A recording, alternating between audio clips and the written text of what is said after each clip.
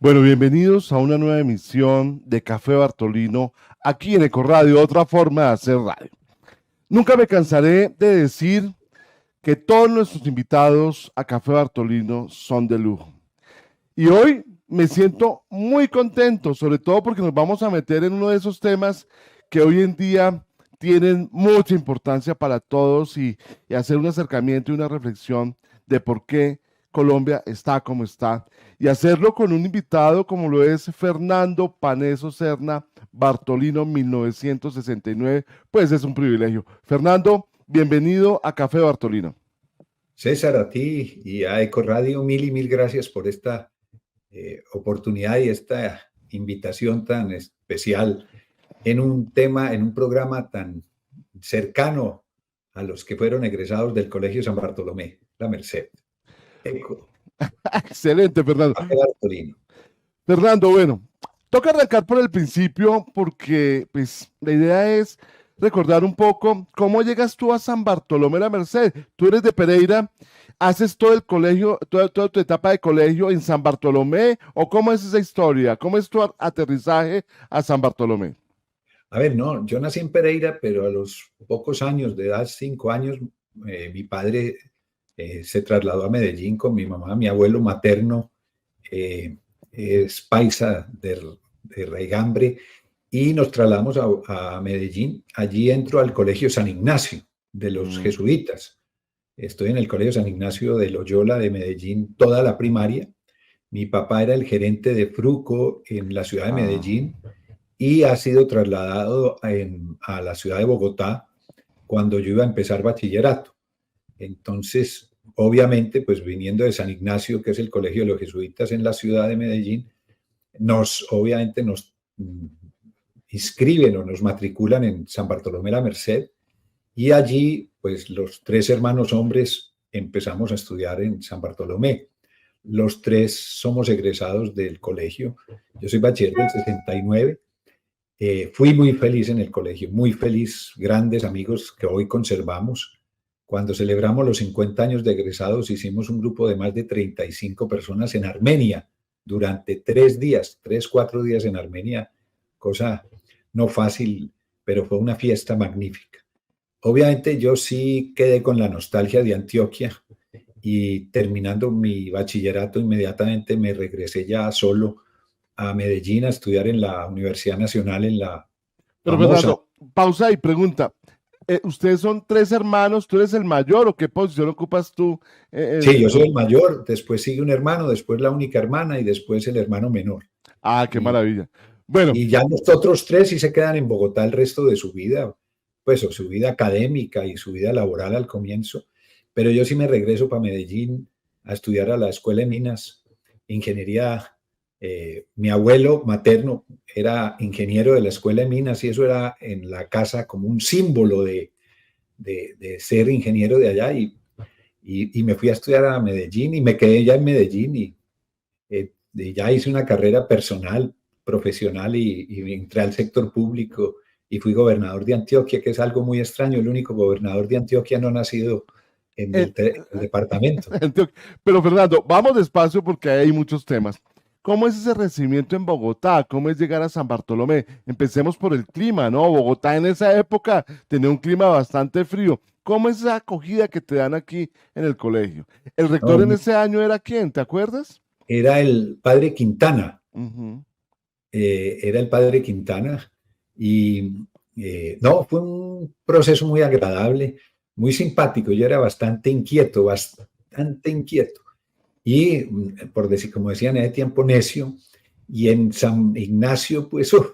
y tuve un profesor en San Ignacio, que fue muy famoso después en el colegio, eh, Luis Óscar Hoyos, que le decían Pepe, y que después fue prefecto de disciplina del colegio. Él estaba en Medellín y me dio clases en cuarto y quinto elemental.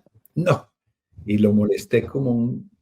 Y yo llego a primero bachillerato a San Bartolomé. Cuando estoy en la clase y va a entrar el profesor, y era Pepe, y él se queda mirándome y me dice, no puede ser, y se devolvió. Y yo dije, y todo el mundo extrañado, yo sabía qué estaba pasando.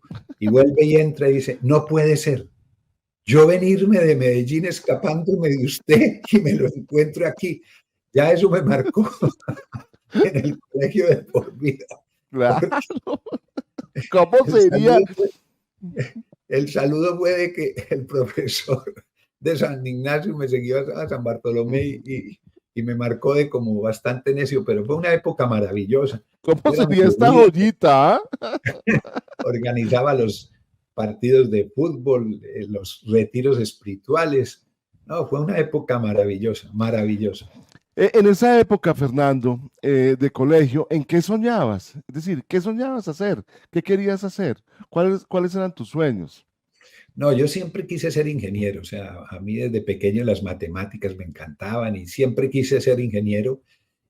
Sí, no lo tenía como muy claro. Eh, a ver, volviendo un poco al clima, Bogotá nos dio muy duro al principio. Ah, bueno. Además, San Bartolomé es entre la Circunvalar y la Carrera Quinta. Era una época que llovía mucho. Bogotá, el clima ha cambiado en estos 30, 40 años muchísimo, el clima de Bogotá.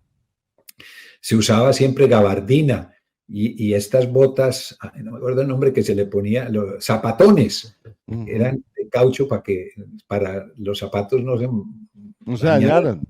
en los charcos, etcétera. Y pues y gabardina, cosa que hoy ya uno no ve a nadie de No. gabardina en Bogotá. De hecho, ya la corbata pasó a un segundo plano. Ya son muy pocos los que usan corbata para ir a la oficina. Obviamente en los Pero ya círculos la de... corbata es por una moda, la gabardina es porque cambió el clima. Ah, sí, claro. Sí, claro. Entonces, sí, no, yo siempre quise ser ingeniero. Cuando terminé sexto, yo me presenté a la Javeriana a ingeniería civil, ingeniería industrial, no me acuerdo. Y porque yo sí quería estudiar en la Nacional de todas maneras, pero los exámenes, los resultados de la Nacional se demoraban más que los de la Javeriana. Y me tocó matricularme en la Javeriana, pero apenas vi que había pasado en la Nacional, fui a la Javeriana y dije que yo no me iba a matricular, me devolvieron el 50% de la matrícula y me fui para Medellín, donde fui completamente feliz. O sea, yo me considero muy paisa, muy Sí, antioqueño. y no lo has perdido el acento, sigues ahí. Pero un poco más del colegio, Fernando, tus compinches de aventura, recordémoslos, porque yo creo que es un momento también de fama para nuestros compañeros de pupitre de esa época, incluso de San Ignacio, porque hay que decirlo que este movimiento de Asia Bartolina, Asia es un movimiento mundial que es las asociaciones de los antiguos alumnos de la Compañía de Jesús en Medellín, Asia Ignaciana, es una Asia muy fuerte, hacen un trabajo bellísimo y que sea un momento para reconocérselos porque efectivamente Asia Ignaciana hace un trabajo sensacional. Asia Ignaciana de Medellín hizo el Congreso Mundial de Exalumnos de Jesuitas hace unos años, el Sí. Congreso Mundial. Las Asias de colegios de jesuitas son muy importantes. La Asia Bartolina es importantísima, la Asia Ignaciana también, y me imagino que así será la de San Pedro Claver y la del Bergsman de Cali. Ujú. Eh, a ver, yo tuve compañeros en el colegio, en los dos colegios, grandes amigos. Por ejemplo, en Medellín siempre me acuerdo de Juan Luis Mejía, quien fue ministro de Ministro. Cultura y hasta hace muy poco rector de AFIT, de la Escuela de Administración y Finanzas de Medellín. Un hombre, un intelectual muy importante. No, grandes amigos en ambos, en San Bartolomé, Hernando Rosso, Carlos Duarte, Manuel Ramón Braford, eh, etcétera. Estuvo con nosotros un tiempo Víctor G. Ricardo, Víctor que Gess. después perdió un año y se quedó y salió un año posterior a nosotros. A quien tú entrevistaste hace poco, a Juan Pablo Carvajal, que también Sí. estuvo con nosotros hasta un tiempo y perdió tercero bachillerato y ya no siguió. Gente muy querida, gente que llegó del Mortiño, Armando del Valle, no, gente muy especial, muy Juan Fer- Carlos Rodríguez. Fernando, hay otra pregunta que es obligatoria acá. Aventuras en el Platanito. ¿Cómo le iba en el Platanito, Fernando? A Porque me ver, imagino que regular, pasaste por ahí muchísimas veces. muchas. A ver, me fue más bien regular. La única que me fue muy bien, que entre otras era alguien porque el segundo apellido era Pastrana, no el primer primo del... Era un hombre que me molestaba y una vez en el Parque Nacional salimos y alguien me recordó esa anécdota que se me había olvidado hace poco y salimos y él empezó a molestarme y nos cuadramos para pelear y yo saqué un derechazo y cayó groggy. Eso fue...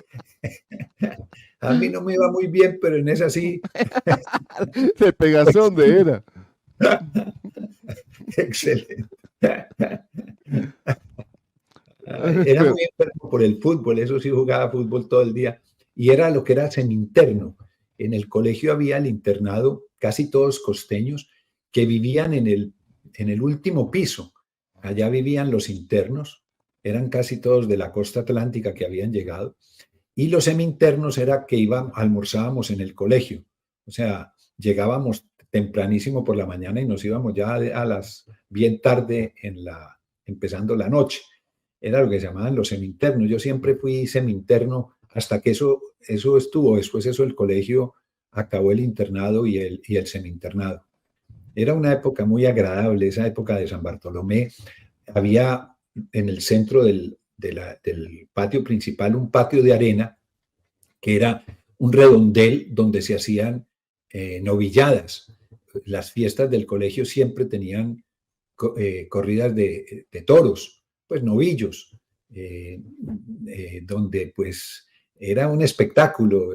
Sí, y esa es una tradición del Colegio Bellísima, que en esa época era el patio de arena, ¿no? Sí, por eso se llamaba, porque sí.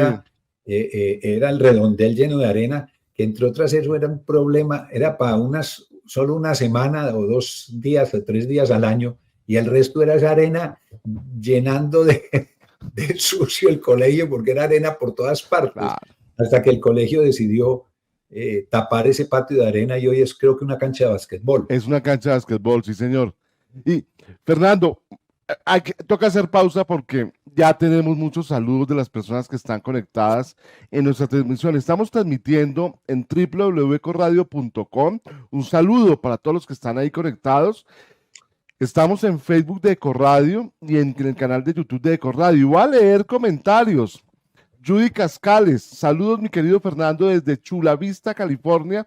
Estoy usando el computador de Judy. Bueno, eso es una gran amiga, ¿no? Es Gonzalo López, el esposo, por eso dice estoy usando el computador de Judy. Gonzalo, un amigo a quien quiero, fue director de Corpuravá, un hombre muy importante. Fue después gerente del acueducto de San Diego, en California. Es un gran empresario y un gran administrador. Y como digo, fue gerente del acueducto de San Diego durante muchos años. Allí se jubiló. Y hoy pues está paseando, veo que en Chulavita, California. Un gran abrazo para Gonzalo y Judy.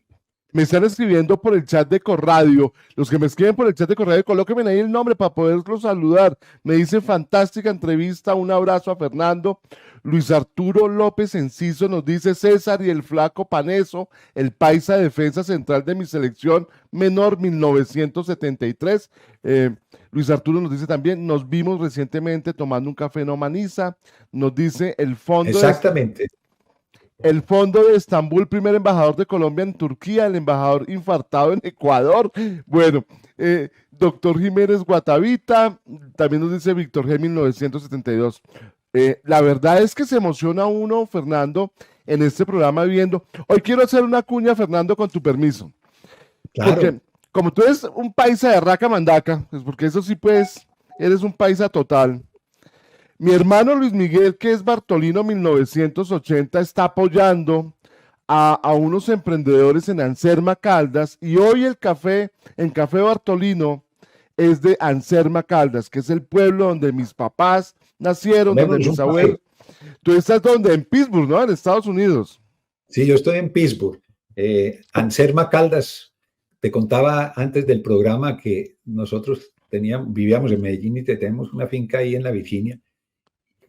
Y toda la vida pasé, así hice el paseo Medellín, La Pintada, Supío, Río Sucio, Anserma, La Virginia. Sí, señor. Pasé por Anserma, subir pues hasta Anserma, un pueblo muy bello, un poco frío, pero lleno de historia, Anserma Caldas. Bellísimo. Hoy desafortunadamente pues ya la carretera no pasa por ahí y ha perdido un poco de vitalidad, pero Es un pueblo muy importante, muy querido.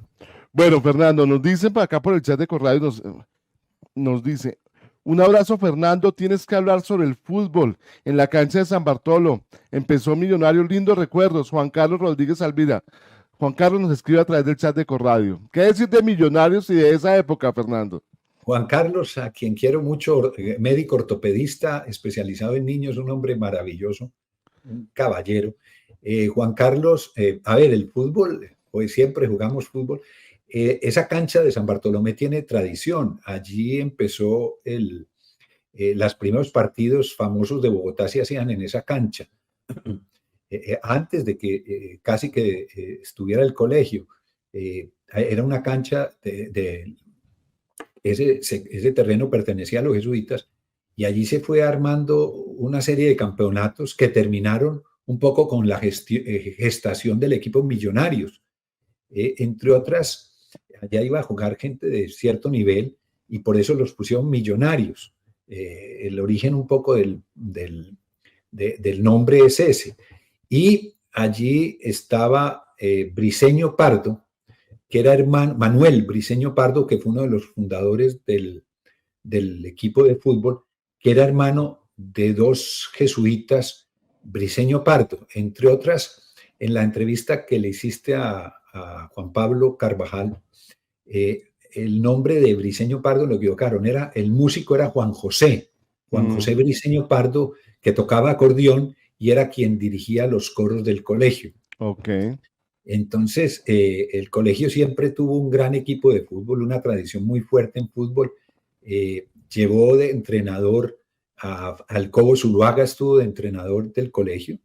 Y después un jugador de Millonarios, un puntero izquierdo argentino que era muy bueno, que llamaba Oscar Romero, Romerito. También estuvo de entrenador del equipo de fútbol del colegio.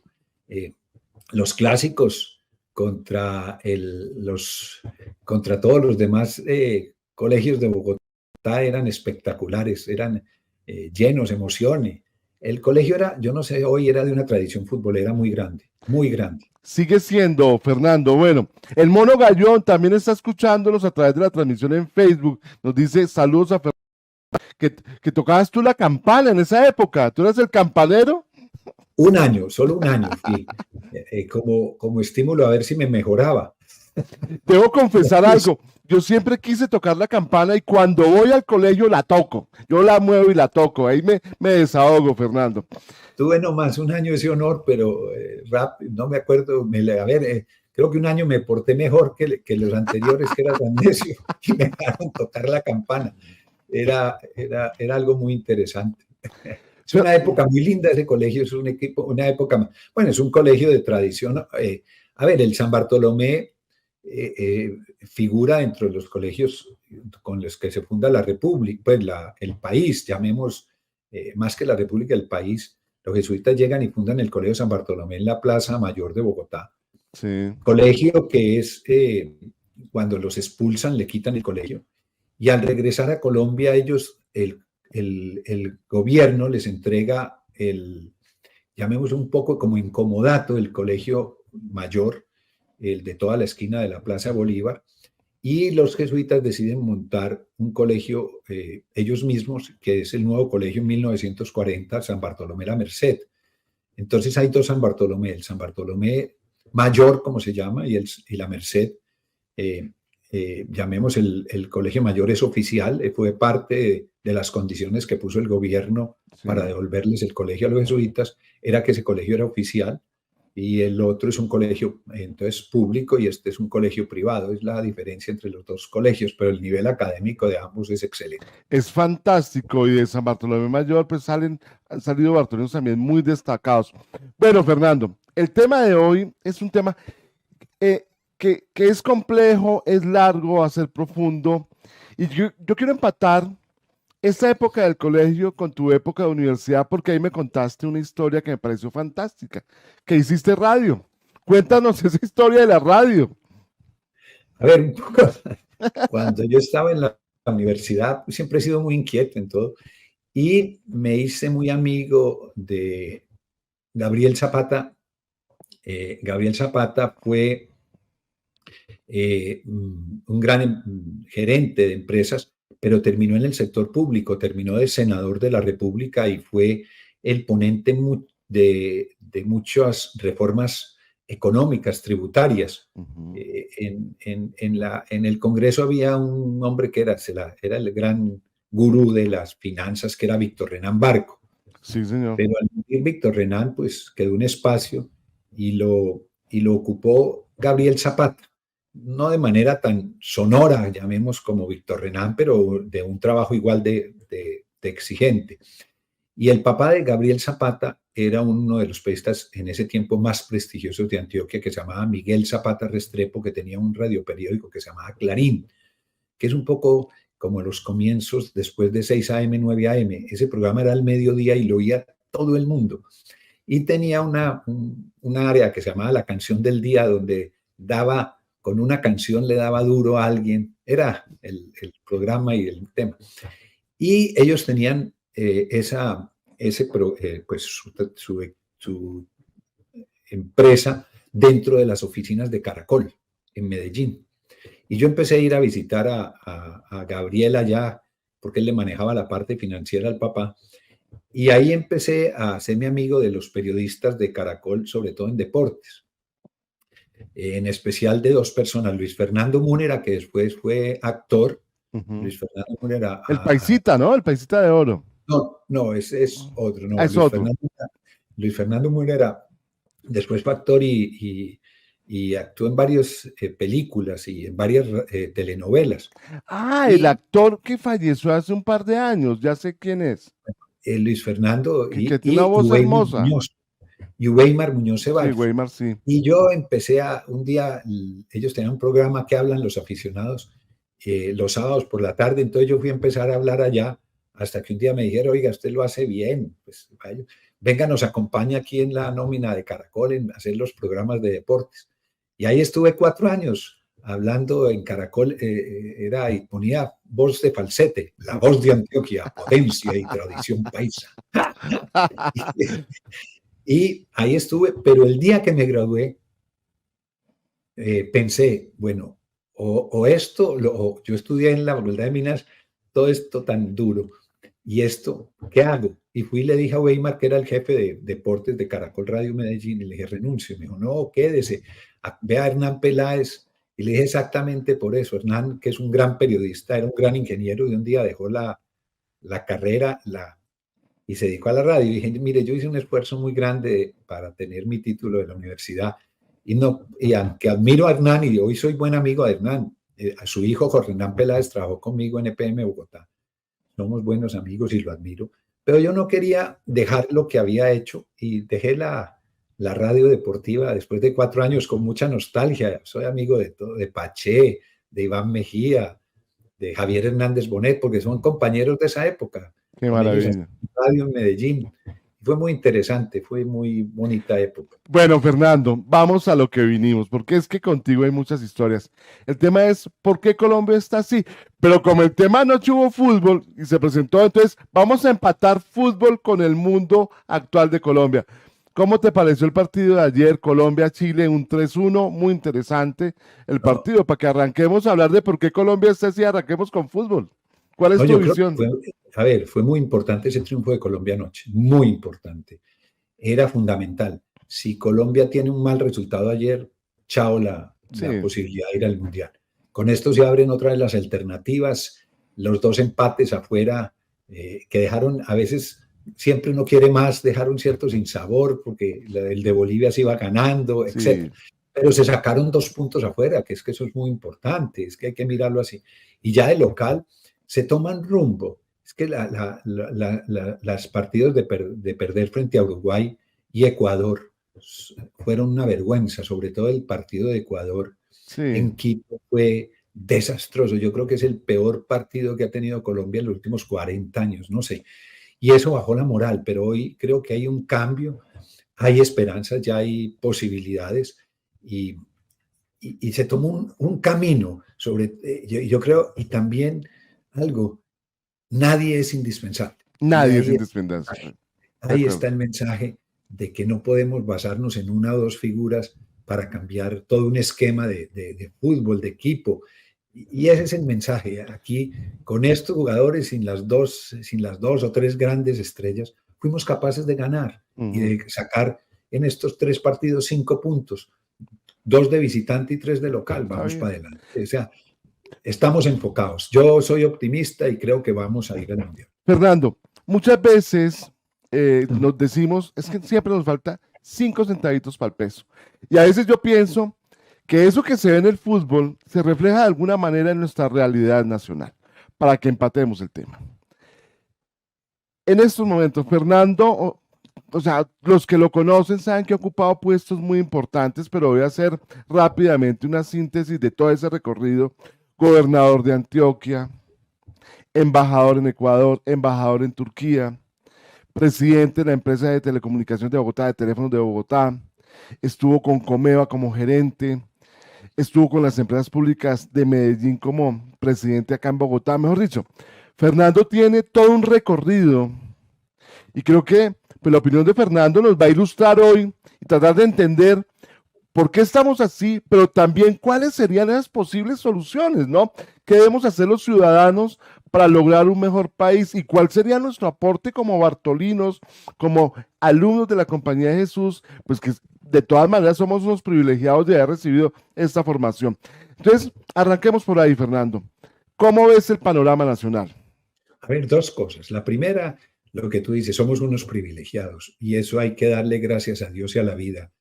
Puede que hayamos muchos pasado momentos difíciles, complejos, todos en la vida los pasamos, pero hemos tenido la bendición de Dios en muchas cosas. A ver, yo creo que uno tiene que empezar, ¿por qué?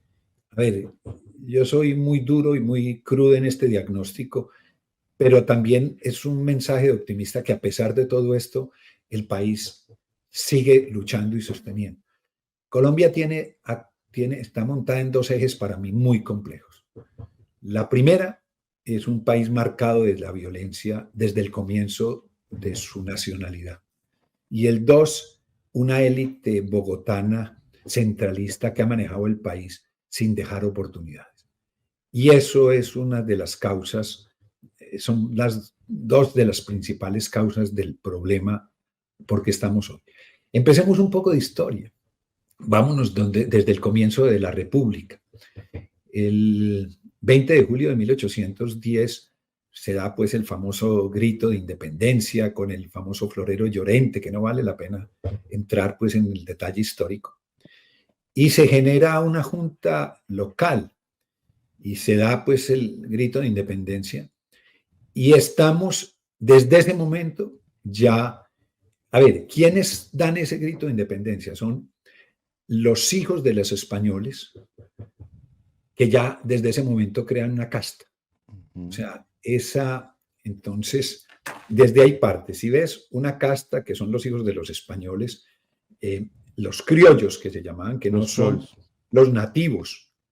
Y 2, desde 1810 empezamos entre esos que lideraron el movimiento y ya en el 803 estamos en guerra civil entre los centralistas, el estado de Cundinamarca que manejaba Antonio Nariño, ahora viene Murillo, Antonio Nariño, y las repúblicas unitarias federales que manejaba Camilo Torres. O sea, ya hay una pelea entre centralistas y federalistas. Sin haber acabado de armar el muñeco de la independencia del país, ya estábamos en guerra civil.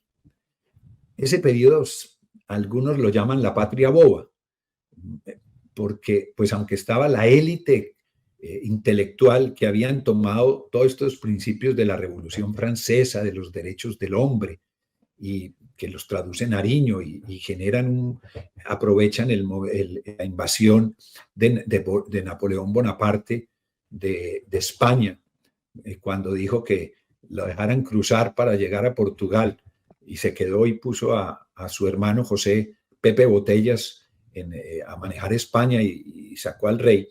Aquí aprovecharon pues todo esto que estaba pasando, el movimiento de los derechos del hombre y la situación de España de inestabilidad, donde el rey había sido quitado por Napoleón Bonaparte.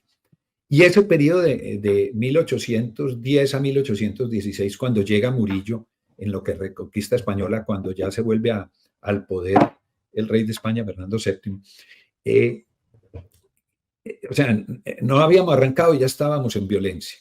Llega Murillo y arrasa, por decirlo de alguna manera, en la pacificación, que fue terrible, y que mató la primera élite colombiana, o sea, los grandes, el sabio Caldas, Camilo Torres, etcétera, fueron fusilados, ahorcados, fusilados en el patíbulo, aquí pues en la Plaza Bolívar, unos, etcétera. Acabaron con esa primera élite. Pero después de que se da la independencia, sigue la violencia. Con llegar al 25 de septiembre de 1828, atentar contra Bolívar. O sea, el hombre que nos dio la libertad y que después tiene que irse del país, tratar de irse, pues que no lo logra porque se muere en Santa Marta, insultándolo cuando salía de Bogotá, longanizo, en los insultos más horribles. O sea, el gran héroe de la patria ya se va expulsado de alguna manera por los odios, intentar atentar contra Bolívar, o sea, contra su vida.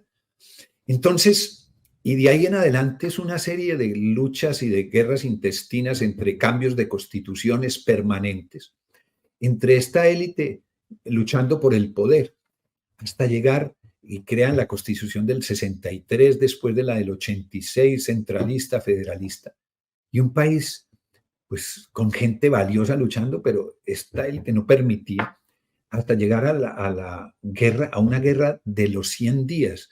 El siglo XIX termina en la guerra de 1899 a 1902. El siglo se pasa en una guerra civil mortal. El país entra los siguientes años en una relativa paz, y era porque pues, el país estaba devastado. Después de esa guerra de los 2000 días, pues no había recursos casi para hacerlo.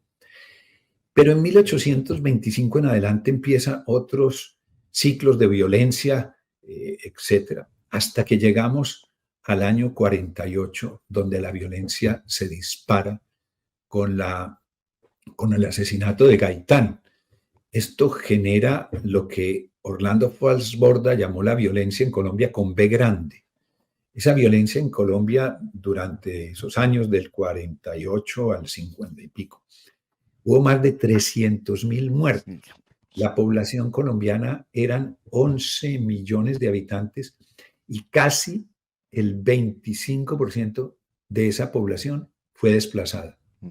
Muchos de los que aquí estén oyendo sabrán que habían oído contar de historias de sus abuelos, de sus familiares, de sus ancestros, que tuvieron que dejar sus tierras en muchas partes del país para emigrar a las ciudades por la violencia.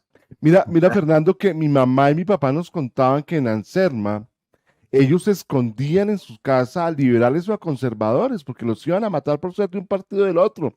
Y debo decir que mi familia era conservadora, pero ellos acogían a liberales porque los mataban simplemente por el solo hecho de ser liberal o conservador. Es una barbarie.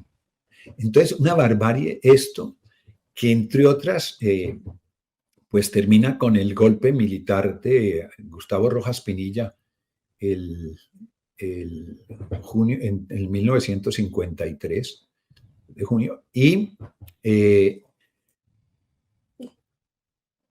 ya ahí había paramilitares, de cierta manera, de los que ahora conocen, los policías chulavitas, o sea, y les decían así porque eran de un pueblo de Boyacá, Chulavita, y eran hombres que lo que tú dices, por ser liberal había que matarlo o viceversa.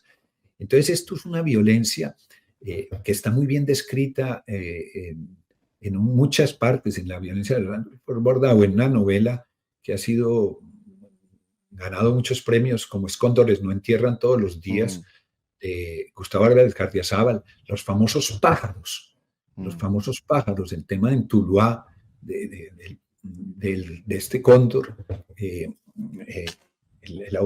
pues el protagonista principal, cómo mataban solo por pensar distinto. La élite ve que está perdiendo el poder, y eso hay que decirlo así, y se juntan y crean el Frente Nacional en los Mm, payos de Silla y Verdedor. Sí, estaban recuperando un poco la tranquilidad de la patria, pero si usted va a ver, son los mismos apellidos. mm, Eh, y en eso soy un poco crítico y fuerte, pero si ve, los dos presidentes del Frente Nacional eran primos hermanos, Lleras Camargo y Lleras Restrepo. mm, Pastrana, Valencia, que era hijo de Guillermo Valencia, el gran poeta, pero que también había sido candidato presidencial. Uno ve en el siglo XIX los apellidos Mosquera, Mayarino, Ospinas, Lleras, mm, López, Santos, Pedro Alcántara, Hernán, Yernos, o sea, son los apellidos que se van reproduciendo a través de los siglos. mm, Y es un centralismo que va asfixiando las regiones. Entonces, es una violencia que no para, que sigue después del Frente Nacional. Viene ya, va gestándose en la década del 60, las guerrillas mm, para protestar contra esta forma injusta de la sociedad, influenciada por la Revolución Cubana y la Unión de Repúblicas Socialistas Soviéticas. Se fundan guerrillas como las FARC de una orientación, o el ELN de otra, el EPL, guerrillas de campesinos unas, de intelectuales la otra. Pues fíjate que en el ELN es mucho más urbana, mm. con, todos estos sacerdotes que después generan la teología, que son parte de, aunque no es en ese momento del que después generan toda esta teología de la liberación. Sí. Pero estos sacerdotes, el padre, uno de los fundadores, el sacerdote Manuel Pérez, el fundador del ELN español, o Ujú, uno de los fundadores con los Vázquez Castaño, o ideólogo, y allí termina Camilo Torres, el que fue párroco de la Universidad Nacional y un hombre de un carisma impresionante. Entonces, las FARC tienen mucho origen campesino, el otro mucho origen intelectual o de ciudades, y con influencias, como le digo, cubanas, rusas, chinas, que también pues el movimiento de Mao Zedong, mm, las que decían sí. marxista-leninista, pensamiento Mao Zedong, la JUCO, la JOPA, todos estos movimientos en rechazo a lo que estaba pasando. Pero después llega y a finales de los 70 y principios del 80, llega algo que ha generado el daño más grande a la sociedad, que es el narcotráfico. Sí. Eh, Pero, eh, Fernando, aquí se hace un recorderis. El M-19 también fue un movimiento de intelectuales, porque hay gente de un nivel alto, ¿no? sí, pero ese llega más tarde, Ah, ese es bueno, un sí. movimiento más posterior, Ah, llamemos, ok. cuando se habla de que yo le veía a uno de los líderes del M-19, que tiene mucho origen en el Valle del Cauca, allá Iván Marino Espina, Mm, etcétera, que decía, que ellos tuvieron que buscar otra forma de hacer política, porque la única manera era con Gustavo Balcázar, o Gustavo Balcázar Monzón, o Holmes Trujillo. Holmes, O sea, ya no había sino forma de hacer política con los partidos tradicionales, o si no, no se podía hacer política. O sea, había una asfixia a las manifestaciones populares, o eran en estos partidos tradicionales que no dejaban salir a nuevas vertientes. Entonces, después llega el narcotráfico, que eso sí patea el tablero de alguna manera en todo este esquema, porque empieza a penetrarlo todo, todas, sí. empieza a penetrarlo todo. Eh, empieza, yo digo, entre otras, esa primera generación de narcotraficantes colombianos con un deseo de notoriedad muy grande, miran dónde es, donde hay más Fernando, una pregunta voluntad. ahí. ¿En qué Sí, año podría uno decir que comienza ese tema del narcotráfico en Colombia? fuerte a principios, finales de 70, principios del 80, o sea, principios del 80, cuando ya Pablo Escobar empieza a aparecer y los carteles que se van constituyendo en los carteles de Medellín y Bogotá. Pablo, y es principios del 80, porque en ese momento ya se estaba gestando toda esa infraestructura económica. pero de manera fuerte y con incidencia. Fíjese que en el año 82 Pablo Escobar llega a la Cámara de Sí, Representantes. Todavía no era una figura repudiada y tenía la capacidad. A partir de que él entra a la clandestinidad y ya empieza esta guerra contra el narcotráfico de manera pero, violenta, Fernando, pero es, ahí hay un hecho que me gustaría que lo revisáramos. Existe la bonanza marimbera en los setentas y eso como que se apaga y después aparece todo este movimiento. ¿Qué pasa ahí? no, la bonanza marimbera es muy importante, un comienzo del narcotráfico, obviamente, pero llamemos, no había tomado un rumbo político. Mm, Ellos no era tan fuerte. Y ahí es donde iba a decir que el narcotráfico, estos capos, ellos quieren como validar sus nombres y ven que los dos puntos donde más, si usted cogía un periódico en ese tiempo o hoy todavía, que más gastan son la política y el fútbol. Y ellos deciden meterse a la política y el fútbol. mm, Los capos compran los grandes equipos de fútbol, sí, Nacional, Millonarios, el América. América. O sea, no hay que, eso está documentado. Entonces, y se meten a la política. Sí. Pablo Escobar se lanza en una lista a la Cámara de Representantes con un movimiento que lideraba una disidencia del Partido Liberal, que era Jairo Ortega.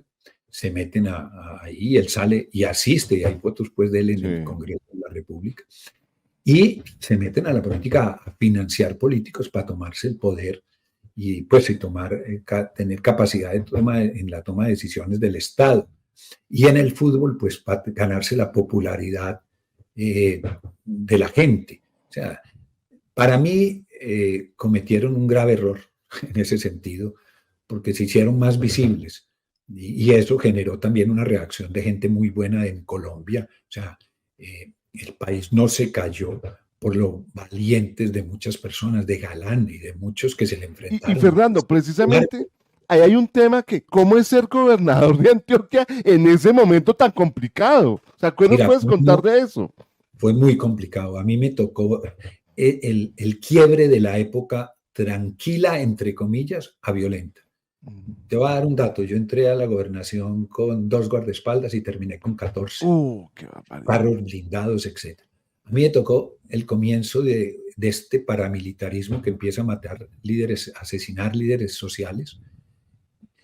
En agosto, 25 de agosto de 1987, es asesinado en Medellín Héctor Abad Gómez, Mm, que entre otras ayer murió su esposa, Ah, Cecilia Facelince de Abad, un ser humano maravilloso. Y Héctor Abad fue ese día, en la mañana, han asesinado a Luis Felipe Vélez, presidente de ADIDA, que era la Asociación de Institutores de Antioquia, de los maestros sindicalizados, a las 6 de la mañana en un sitio, y a las 6 de la tarde en el mismo sitio, oiga la osadía, matan a Héctor Abad Gómez y Leonardo Betancourt. Ese es el comienzo para mí del periódico El Tiempo. Ese año declaró a Héctor Abad la figura del año porque era el primer dirigente de los derechos humanos en Colombia asesinado. De ese trayecto de agosto a diciembre en la Universidad de Antioquia mataron 18 personas. qué barbaridad. Terminaron con el asesinato en diciembre de Luis Fernando Vélez, que era el decano de Derecho de la universidad.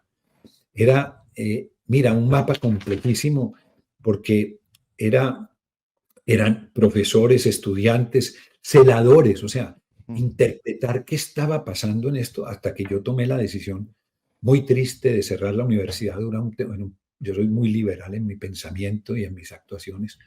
De cerrar una universidad es dolorosísimo, pero Claro, tenía que evitar esta masacre que claro. estaba pasando. Me tocó en ese momento, habían secuestrado a Rodrigo Arenas Betancourt. Sí, señor. Ese secuestro fue muy complicado, muy complejo. Pensamos que era guerrilla, después descubrimos que eran eh, eh, eh, una banda de secuestradores con fines económicos, lo cual lo hacía hasta más complejo, porque no sabían la importancia de Arenas Betancourt, porque si pensábamos que era una guerrilla era un tema político, aquí era un tema económico. La esposa negoció, ahí, es una historia muy compleja, y nos dijeron que lo devolvían el 31 de diciembre. En ese tiempo no había celulares y yo pasé el 31 de diciembre pegado de un teléfono fijo, pendiente de que lo liberaran y no lo liberaran. Ah, Apareció el 7 de enero mm. en una borrachera la más deliciosa. Eh, Me tocó ir a recogerlo con Darío Arismendi, que estaba almorzando con él en ese momento, y fuimos a recoger al maestro. Bueno, eso fue el 7 de enero. El 13 de enero, para mí, es un hecho que cambia la historia del país en la violencia. Es la bomba del edificio Mónaco. Sí. ¿Por qué? Porque esa bomba se la pone el cartel de Cali al cartel de Medellín, pues a Pablo Escobar. Y Pablo Escobar, en retaliación, todos los días siguientes eran bombas en Medellín a droguerías La Rebaja y a las propiedades de los Rodríguez Orejuelas en Medellín y Cali. Pero él descubre el poder intimidatorio de las bombas y a partir de eso amenaza a la sociedad y pone estas terribles bombas que puso básicamente Medellín, Bogotá y Cali, Sí. la bomba del Centro 93 que termina con la Ah, bomba del DAS, donde el número de muertos pues es incontable. Fernando, me ¿Qué hace hubo? disculpar, hacemos una pequeña pausa porque hay muchos comentarios, me están llegando muchos comentarios. A todos les recuerdo que Café Bartolino es un programa que hacemos en compañía, en asocio de Asia Bartolina. Este es un programa que lo hacemos los viernes en directo a las 7 de la mañana hora Colombia y luego a los 8 días Asia Bartolina lo sube en su canal de YouTube. Hay muchos comentarios de Luis Arturo López, nos hace un recorderis de lo que pasaba en Icononso, Tolima. Él hizo rural allí, me cuenta, nos dice que en Icononso votaban a los liberales por el puente natural Rojas Pinilla. Dice que Rojas Pinilla bombardeó Pandi, lanzó Namapal. Nos dice también Ernesto Alcázar que Guido Parra inició a Pablo en la política. Y hay una pregunta, Fernando. Hay una pregunta que nos la hacen a través del chat de Corradio, nos dice Juan Carlos Rodríguez, nos pregunta, Fernando, ¿el narcotráfico buscó a los políticos o los políticos buscaron a los narcos? A ver, primero un gran saludo a Ernesto Alcázar Orduz de Bucaramanga, uno de los grandes amigos. No sé por qué tuve el lapsus de no nombrarlo del colegio. Llegamos juntos al colegio en San Bartolomé en el 64. Él venía de Bucaramanga, del San Pedro Claver, y hemos sido una amistad entrañable. Ernesto, lo mismo que Juan Carlos. Yo creo que al principio fue más bien el narcotráfico buscó los políticos. Yo creería eso, para, para tener acceso a la clase política. Obviamente ya después descubrieron los políticos que eso era una fuente de financiación y se quedaron ahí muchos. O sea, no quiero decir que todos los políticos, Dios me libre, están untados. Hay muchos políticos que han sido valientes, el caso de Galán, de Iván Marulanda, muchos que han sido capaces de enfrentarse a pesar con grandes riesgos sobre su vida o terminan asesinados. Pero también hay muchos que se han dejado untar por este hecho del narcotráfico. Entonces te decía que el 13 de enero pasa ese hecho y el 25 de enero, o sea, estamos hablando del 88, el 7 Rodrigo Arenas Betancourt, el 13 la bomba del edificio Mónaco, el 25 de enero estaba yo saliendo de mi casa cuando me avisa la secretaria, acaban de secuestrar a Carlos Mauro Hoyos, Sí.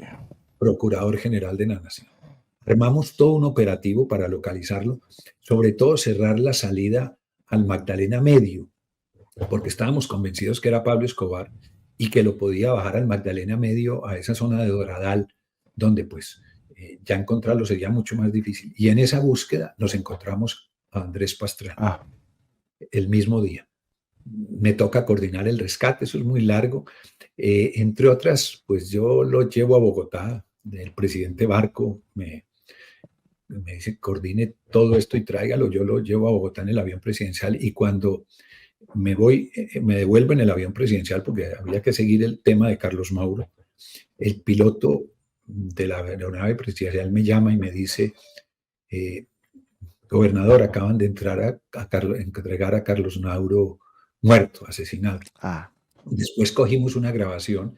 A Carlos Mauro lo habían herido cuando intentan secuestrarlo o se lo llevan cuando lo secuestran y estaba mal herido. Y entonces cogemos una grabación, esta vez muy fuerte, y le dice, patrón, se nos está muriendo.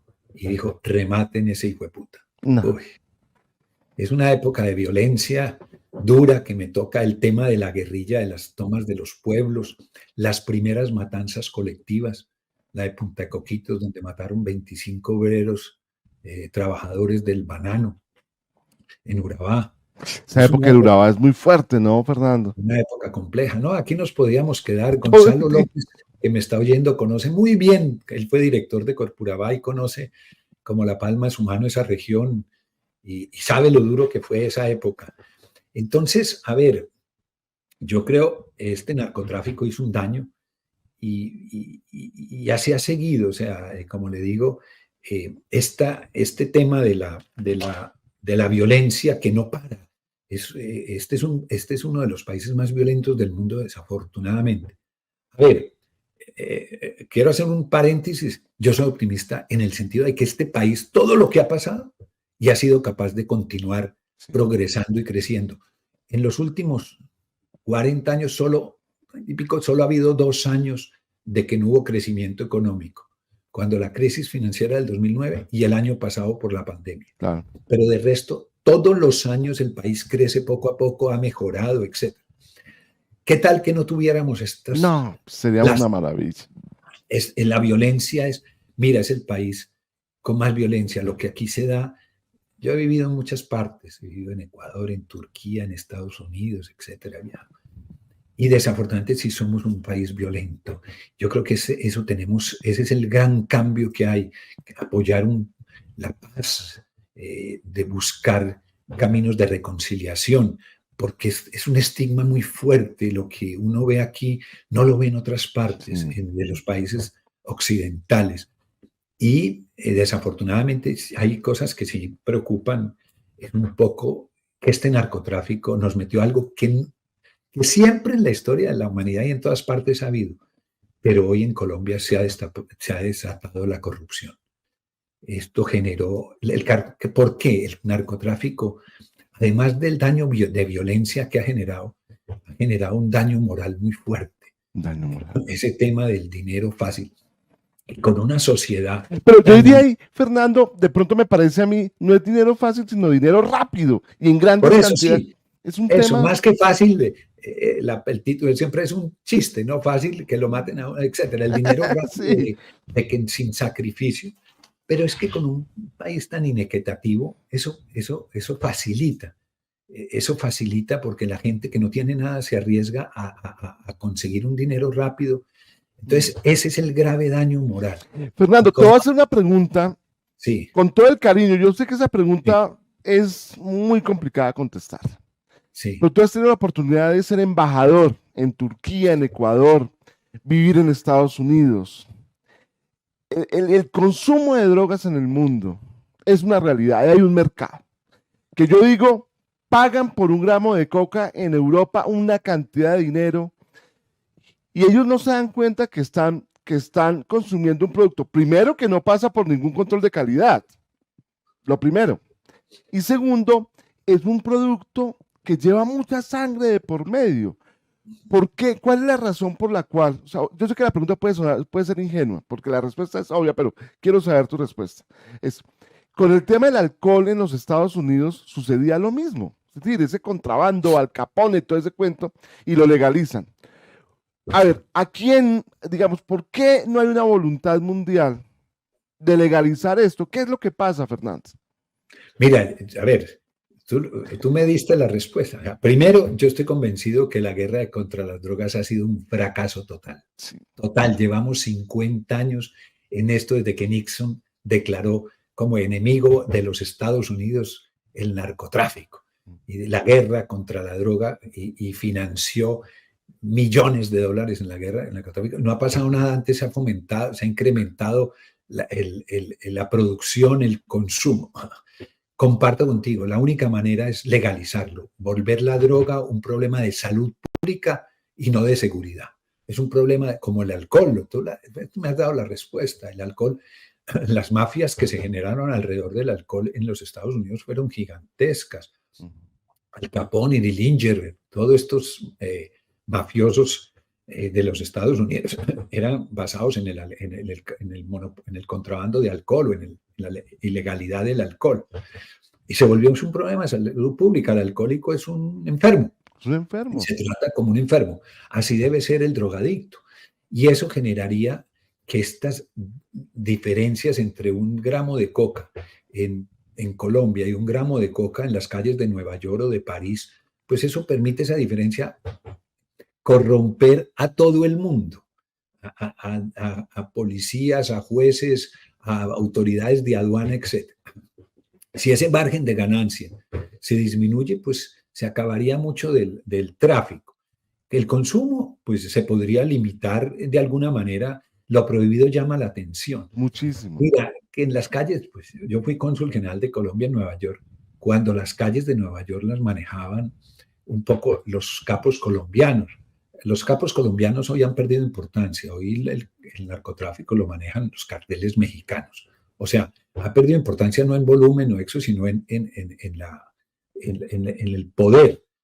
Hoy los carteles mexicanos son mucho más poderosos que los carteles colombianos y hoy somos los carteles colombianos son empleados de ellos o parte de la cadena.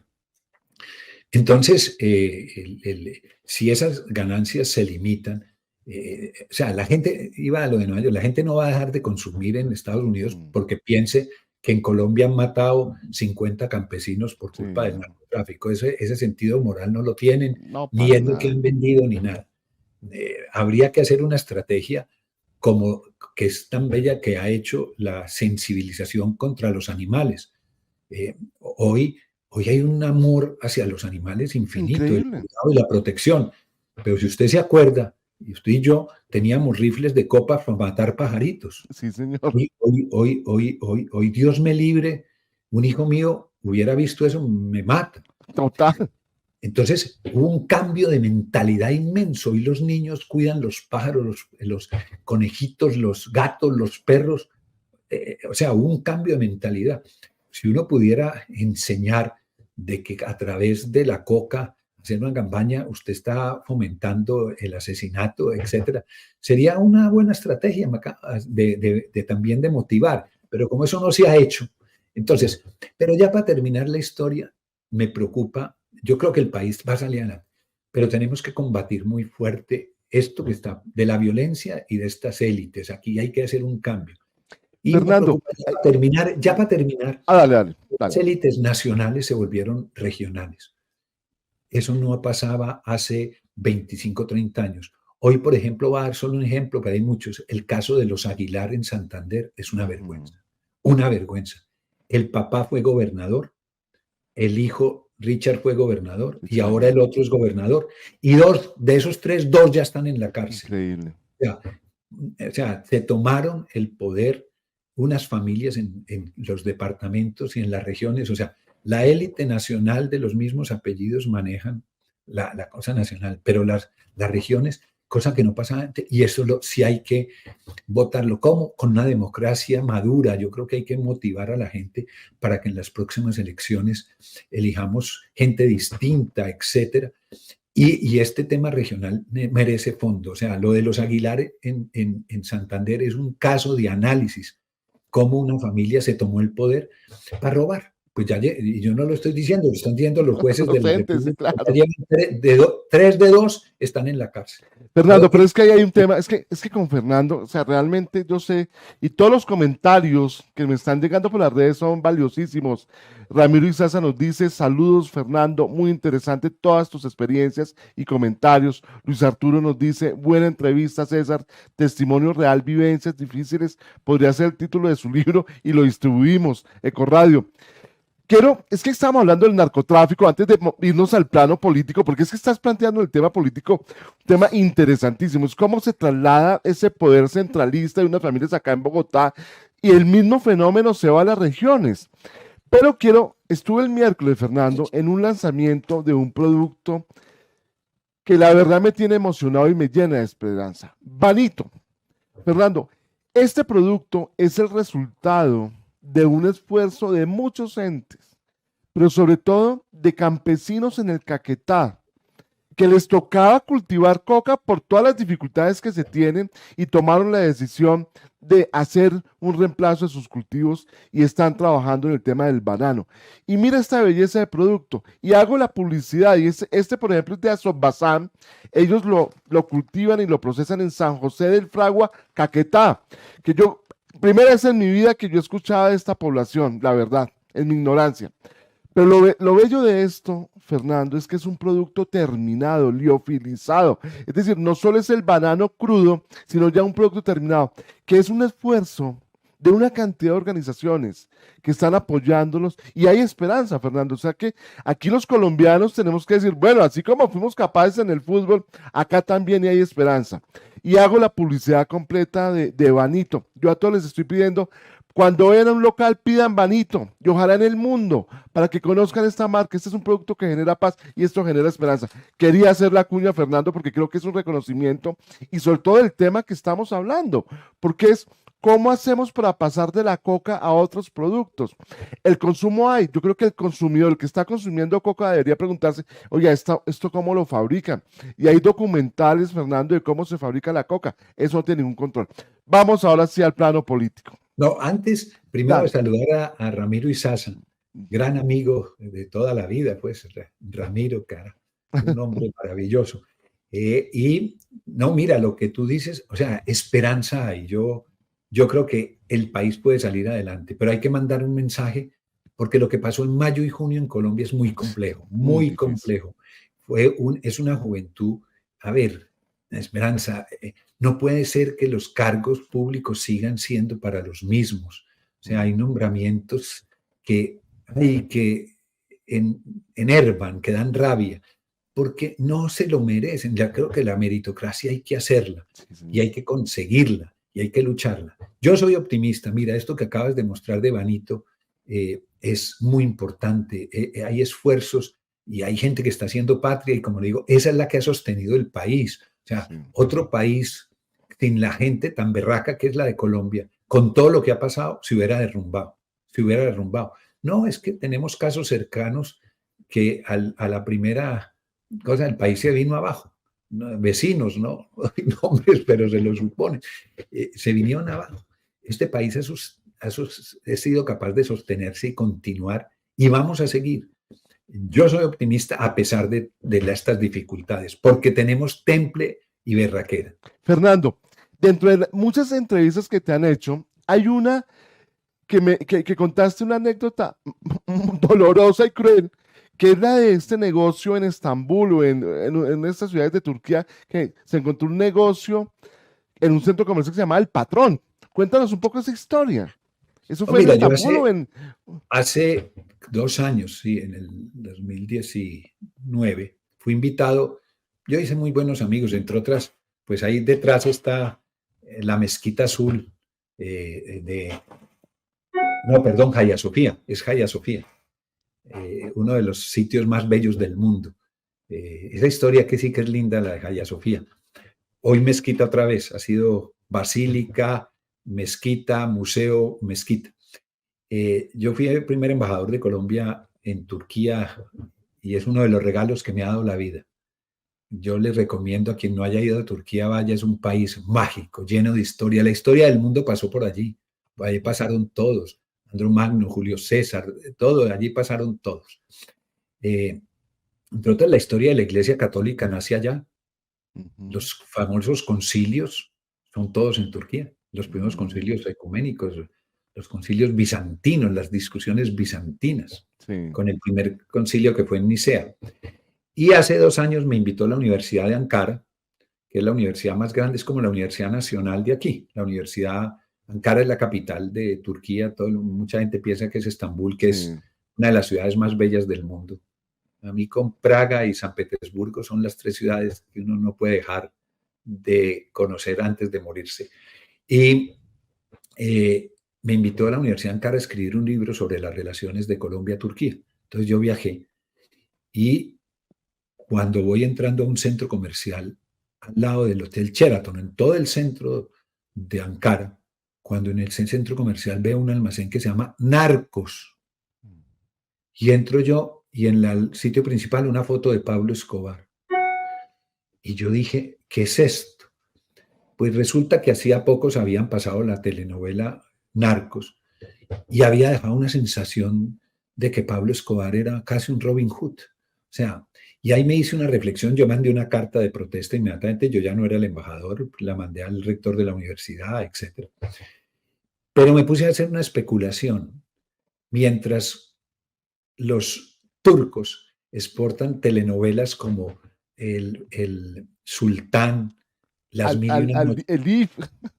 todas estas telenovelas que todo el mundo ha visto y que son una invitación a conocer ese país, la grandeza de la época de Soleimán el Magnífico, del Imperio Otomano, eh, toda esta grandeza y con efectos, es un soft power, es una diplomacia de venta de un país a través de la cosa. Nosotros vendemos narcos, sin tetas no hay paraíso, etc.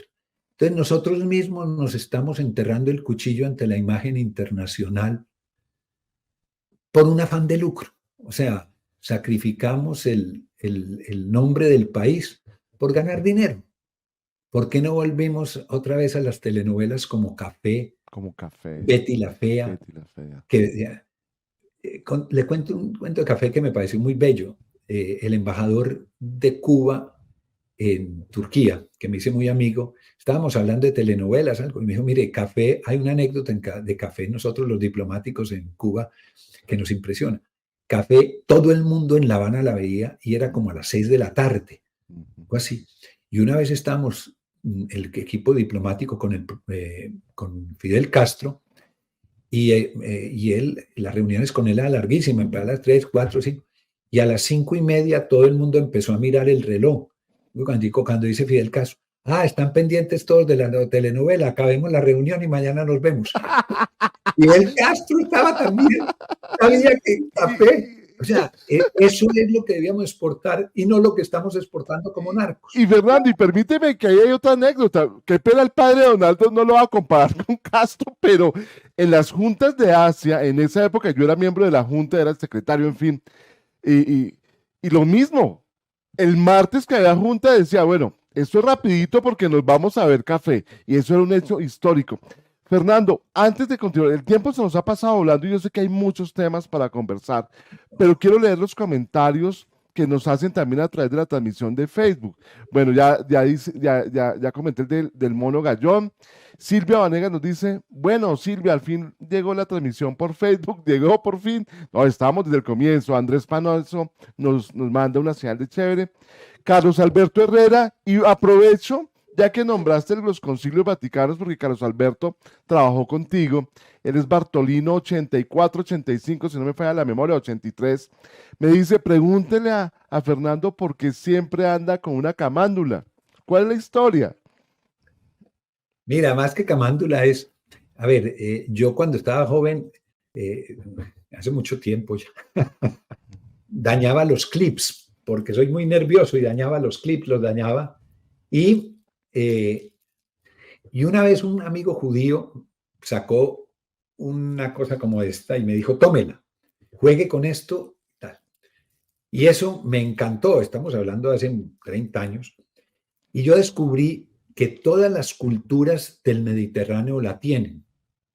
Los griegos la tienen y se llama Komboloi, los turcos la tienen, los árabes y los judíos. O sea, toda esta corriente del Mediterráneo tiene esto, que es un poco como lo que tú llamas la camándula o el rosario El Rosario. católico. Todas las religiones del mundo tienen esto, los budistas también, de diferentes tamaños. La católica tiene 50 más los 5 misterios o de cada, los gozosos, etc. Los turcos tienen, o los árabes, perdón, los musulmanes, más que quiero ser preciso, porque turco, árabe y todo esto, los musulmanes tienen una que tiene 33, porque son los nombres de Alá. Alá es grandioso, Alá tiene 99, pero como tener una de 99 sería muy grande, la hacen de 33 para que pase usted 3 veces, o sea, es la misma, pero muchos la tienen es para, como yo, para jugar con ella, etcétera. Claro que hay anécdotas. Patricia un día entramos a un almacén en Dallas y había un almacén de un señor árabe musulmán, porque no todos los árabes son musulmanes, ni todos los musulmanes son árabes, eh, y lo llamó y le dijo, ¿eso es su esposo? Dijo, sí. Uy, qué hombre tan religioso, debe encontrar a Alá rápidamente. Todo el día, todo el rato lo he visto rezando. Y no es así. Fernando, Silvia Vanega nos pregunta, ¿qué opinará Fernando sobre la idea de que la permisividad y el taparse con la misma cobija durante el Frente Nacional adormeció la capacidad de los colombianos de diferenciar entre lo que está bien y mal, fue lo que abonó el terreno para el narcotráfico? No, yo no creo. O sea, a ver, yo creo que el Frente Nacional tuvo tuvo cosas, muchas, positivas y negativas. Positivas que pudo parar en algo la violencia. Eso fue un hecho, o sea, paró algo esa violencia loca que veníamos de la década del 50. Pero taponó las alternativas democráticas. O sea, fortaleció solo dos partidos y no salida, que fue una de las causas que sostienen los del M-19, que había que hacer una alternativa. Pero yo no creo que esa permisividad, yo creo que es la cultura general que se fue dando de encontrar unos espacios en unas clases populares que tenían una posibilidad allí de encontrar un dinero rápido y de una élite también que quiso lucrarse de la misma. O sea, esto se juntaron las ganas y el ansia de comer. Yo creo que el tema, como digo, es educativo, es un tema de la moral. O sea, ¿por qué en países desarrollados no se viola la ley tan fácil? La gran mayoría por convencimiento, y otra parte por miedo. O sea, si usted en Estados Unidos se pasa el semáforo, sabe que lo van a dar, se sale de la fila. Si usted se sale de la fila, lo van a castigar. Pero la gran mayoría, yo estaba últimamente muy cercano en Alemania, porque un hijo mío hace 6 años vive allá y está casado con una médica alemana, o sea, viven, y convivo mucho con ellos. Y, por ejemplo, esta niña no hace nada nada de violarse un semáforo o de pasar o dejar no pasar a nadie, etcétera, porque eso no está bien hecho, porque es el respeto al otro. O sea, ese respeto al derecho del otro está marcado en ellos. O sea, desde niño les educaron el respeto a los demás.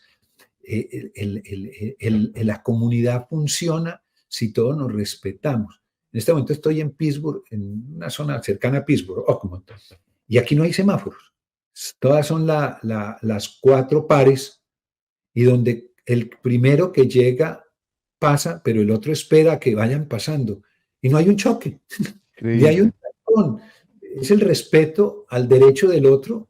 Si él llegó primero, pasa primero. O sea, y eso es impresionante. O sea, detalles como ese. En Colombia se dañan los semáforos y el trancón es el berraco porque todo el mundo quiso pasarte primero. Entonces es un poco de la cultura. Como le digo, yo soy optimista porque el país ha sido resiliente, para usar una palabra que se están usando ahora. Está muy de moda. Muy de moda. Sí, porque hemos sido capaces de pasar esta y vamos a pasar otras. Pero ¿para qué sufrimos? Lo que preocupa es por qué sufrimos tanto. O sea, porque todo esto es un parto de mulas, como dicen en Antioquia, todas estas etapas que estamos pasando. Fernando, pero, o sea, se nos fue el tiempo volando. Sí, no, te entiendo, muy generoso tú y ya. Pero un abrazo. Quisiera cerrar con lo siguiente, a ver si somos capaces. Ya empezaron las elecciones en Colombia, ya las campañas electorales están calentando motores. En tu experiencia, si tú te fueras a lanzar, sé que de pronto no lo vas a hacer, de pronto sí, a una campaña política, ¿qué recomendación le harías tú a todos estos mercadólogos políticos, a todos estos politólogos? Es decir, porque yo estoy convencido, Fernando, que las próximas elecciones, las próximas campañas no pueden ser iguales. Aquí hay muchas empresas políticas, porque ya hablamos del fenómeno que el centralismo de las familias de Bogotá se fueron a las regiones, pero acá tiene que haber un cambio. Empezando porque los electores, los ciudadanos, no podemos dejar de votar en las próximas. Yo esperaría que el abstencionismo se redujera, no sé en cuánto, pero si un 10, un 20%, que esta pandemia, porque la pandemia hemos aprendido muchas cosas, lo viéramos en las elecciones. ¿Qué recomendaciones harías tú? O sea, ¿cuál sería como la promesa? ¿Dónde deberíamos trabajar? Y los electores, ¿en qué nos debemos fijar? O sea, yo sé que es muy complejo lo que te estoy preguntando, pero tratemos de hacer como dar unas ideas respecto a eso. Perfecto. Lo primero, si me fuera a lanzar, sería el salto de Tequendama, la única. De resto, para nada. Y lo otro, mira, yo creo que uno de los temas hoy más complejos es la polarización que está viendo el país. El mundo se polarizó. O sea, esto que está viendo Colombia lo acaba de pasar Estados Unidos. La polarización Biden-Trump fue terrible. La polarización que está viviendo Brasil, Bolsonaro anti-Bolsonaro, la polarización que está viendo Argentina, Kirchner, los otros, etcétera. Acaba de pasar en Perú, pues ustedes lo ven, perdió Keiko Fujimori por 40.000 votos frente a Pedro Castillo. O sea, esto es increíble. Pero yo creo que en Colombia es bajarle, si eso es posible, y creo que sí, es a la polarización. Eso ha generado odios. Yo he visto amistades profundas, y en el caso mío me pasó con 2 o 3 amigos que son radicales en sus cosas y prefirieron distanciarse de mí porque yo soy mucho más neutral frente a los 2 extremos que hay hoy en el país. Yo creo que hay que buscar un término medio de gente que no genere tanta violencia verbal. Todo el que piense distinto a mí en un lado es mamerto. Si yo no pienso como la derecha extrema, soy mamerto. Y si no pienso como la izquierda extrema, soy un fascista y un derechista total. Sí. O sea, entonces, si le bajamos la violencia al lenguaje, si le bajamos la violencia y hacemos propuestas muy positivas frente a la inequidad. Yo creo que el país, y yo no estoy hablando, especulando, vayan, miren las cifras del Gini y verá que Colombia es uno de los países más inequitativos de América Latina, si no el más, donde hay una concentración de la riqueza más fuerte. Esto hay que cambiarlo, o sea, yo creo que el país tiene que entrar en una estrategia de equidad. Por ejemplo, lo que acaba de pasar con lo del Mintic es de una tristeza profunda. Sí. No solo por el escándalo de cómo se robaron 70.000 millones. Y no sé cómo, pues, ministra, yo no digo si sea culpable o no, pero políticamente responsable. O sea, se dio herido el otro día. Uno en esas tiene que asumir responsabilidades. Pero ¿sabe por qué es lo más triste? ¿A quiénes afectaron? No, es que es lo más triste, eso es lo que más profunda tristeza me da. A esos niños de regiones apartadas, que es donde la conectividad hoy les daba la oportunidad de estar vinculados al mundo, esos son los que se vieron afectados, las escuelas rurales. sí. O sea, no se los robaron a los colegios Sí, ricos de Bogotá o a los colegios de Medellín, no, a los niños más pobres y más jodidos, ¿dónde se los robaron? Mire, hay 2 pecados, todo el robo es pecado, pero yo creo que hay unos más graves. O el de los PAE, El de los robarle PAE. mención a los niños más pobres de las escuelas. Sí, no. Mire, eso no tiene perdón de Dios. Y yo creo que ahí es donde debemos empezar.